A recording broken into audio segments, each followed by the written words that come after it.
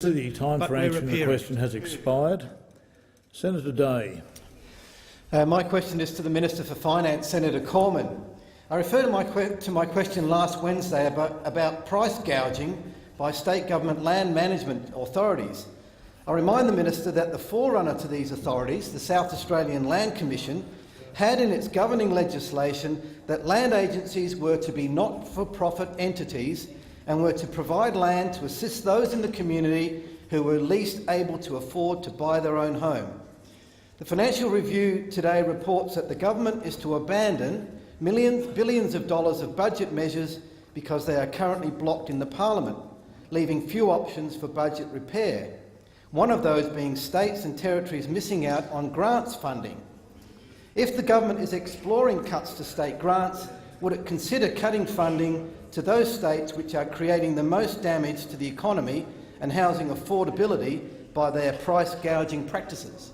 The Minister for Finance, Senator Cormann. Thank you very much, Mr President. I thank Senator Day for that question. Let me just say right up front, so that there is no misapprehension, the story in the Australian Financial Review today that somehow the government is retreating from various budget measures is wrong.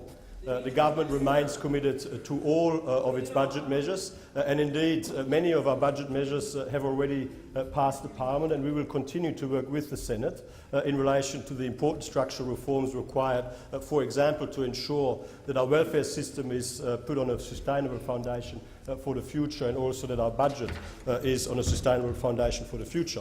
Now, having said that, we of course do recognise that housing affordability is an important policy issue. We also recognise that Senator Day has a particularly strong interest in this, and that he lives in a state with a particularly bad state Labor government, which, like Labor governments always are known to do, goes for cash grabs wherever they can, including through the particular body that he's mentioned in this question and before.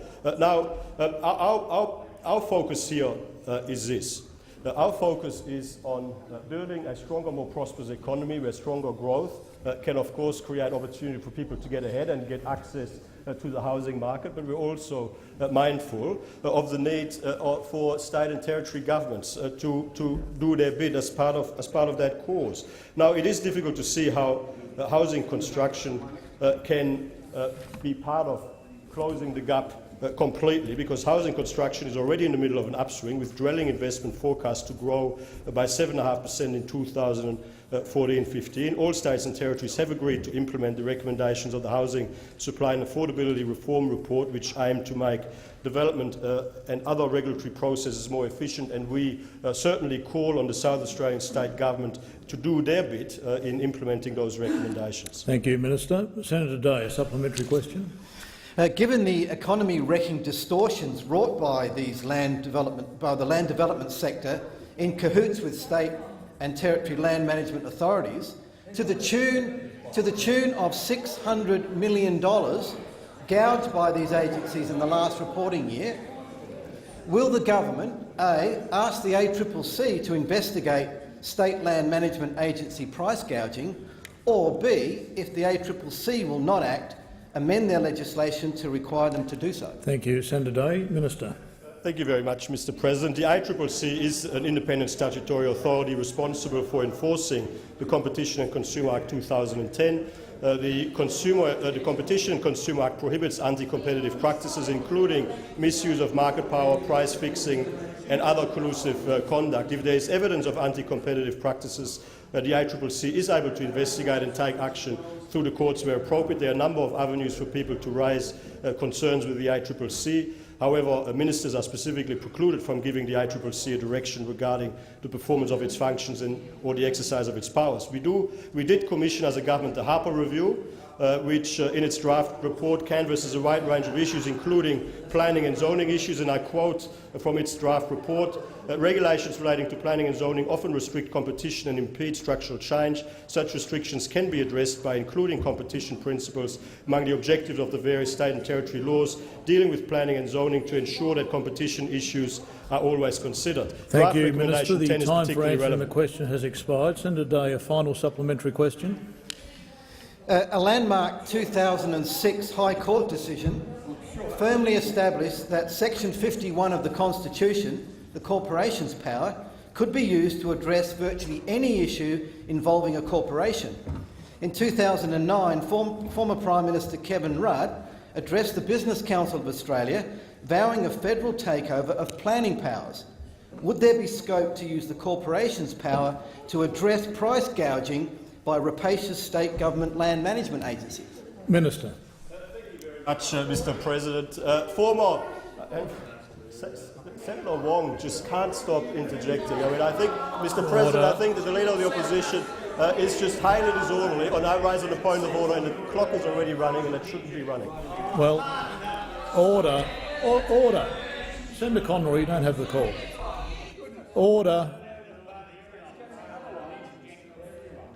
We'll reset the clock, Senator Cormann, but could I ask all senators to cease interjecting?